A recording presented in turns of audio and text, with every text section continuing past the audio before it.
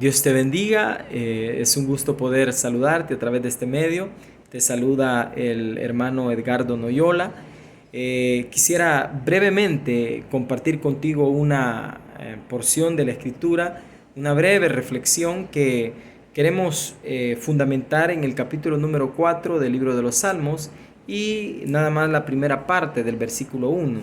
Dice la palabra del Señor de la siguiente manera: responde a mi clamor, Dios mío y defensor mío. En esta porción de la Escritura podemos ver básicamente tres cosas.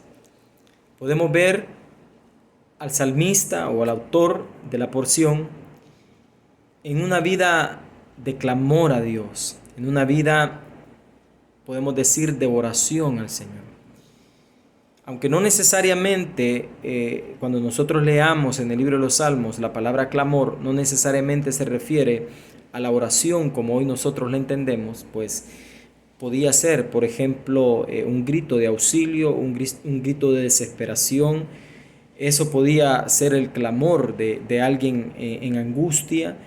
Como digo, no necesariamente relacionado con la oración, aunque en mi opinión, en la porción que hemos leído, el autor sí lo relaciona con la oración, porque inmediatamente él, o más bien dicho, en la misma frase, en la misma oración, él también dice respóndeme, es decir, he estado clamando por auxilio de Dios, he estado pidiendo a Dios, he estado suplicando a Dios por una respuesta. Entonces, al decir responde a mi clamor, se puede notar que él está hablando de periodos de oración donde él ha solicitado al Señor una respuesta. Como digo, ese es el primer elemento que podemos ver, la vida de comunión con Dios que el autor tenía. Pero en segundo lugar, podemos ver otro detalle, y es que él dice Dios mío, o sea, es decir, él es una persona que ha llegado al Señor como propiedad de Dios. A veces cuesta un poco tener claridad de que una cosa es tener a Dios como nuestro creador y otra muy diferente es tener al Señor como nuestro Dios. O sea, son dos cosas muy diferentes. Es cierto, Dios nos ha creado a todos, pero Él ha dicho en su palabra, acercaos a mí y yo me acercaré a vosotros. Es decir, hay una responsabilidad de parte del ser humano y esa responsabilidad es buscar al Señor mientras Él puede ser hallado, dar pasos hacia Dios, tratar de abrir su corazón al Señor, tratar de ir en pos de Dios, seguir a Jesús, seguir al Señor, seguir, hermanos, al Señor es básicamente aceptar su señorío en nuestra vida.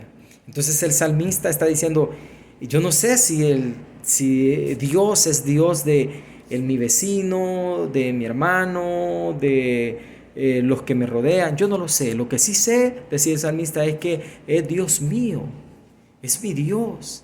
Lo que sí sé es que es mi Señor. Lo que sí sé es que Él es mío y yo soy propiedad de Él. Entonces eso es algo muy interesante porque el salmista no está viendo a Dios como el Dios que está lejano, el Dios que tiene el control de las leyes del universo. No, él está viéndolo como su Dios, como aquel que está a su alcance, como aquel que puede responder su oración.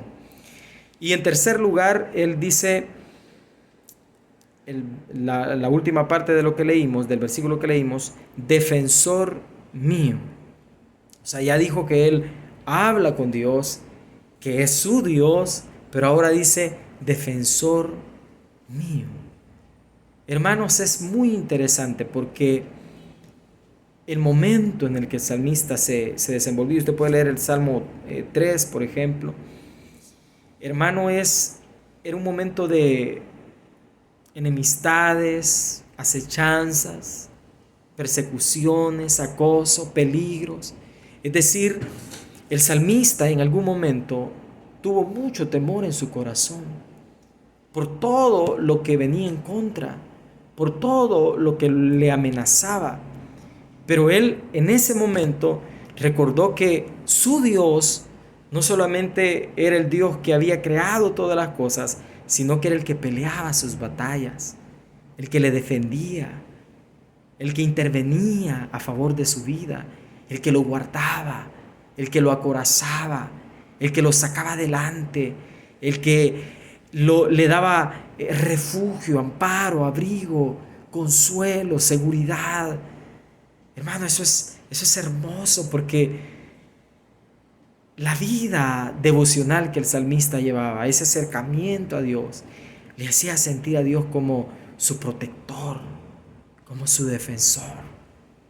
Qué lindo es tener la seguridad que Dios es el que nos defiende, es el que pelea por nosotros, es el que nos abriga. Qué lindo es saber que Dios es el que me tiene en el hueco de su mano. Eso produce una paz indescriptible en nuestros corazones. Eso produce una seguridad extraordinaria en nuestra vida. Si bien es cierto, caminamos con cautela, si bien es cierto, tratamos de vivir de manera prudente, sin exponernos al peligro, pero sabemos que aún con todo y ser prudentes, el peligro acecha, el mal acecha. La enfermedad, los problemas, las situaciones difíciles, las crisis acechan. Pero ahí es donde esta palabra cobra tanta importancia, hermano, porque podemos tener la certeza como creyentes de que Dios es el que nos defiende. Y si por si lo has olvidado, no hay nadie mayor que Dios. No hay nadie más fuerte que Dios.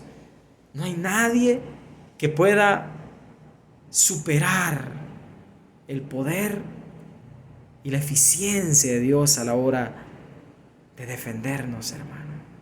Así que adelante, hermano, confiando en que Dios es el que te guarda. Por supuesto, la Biblia dice: el sabio ve el mal y se aparta. No estoy hablando de exponernos. No somos de acero. Estamos de alguna manera en un cuerpo vulnerable. Pero aún con todo y el mal que en el mundo acecha, eso no menoscaba la realidad de que Dios es el que sigue guardando a su pueblo y defendiendo a sus hijos de la manera que Él considere. Así que ánimo, hermano, adelante, sirviéndole al Señor, trabajando en su obra, haciendo nuestra parte, porque Dios ha de sacarnos adelante a todos. Dios te bendiga, hermano.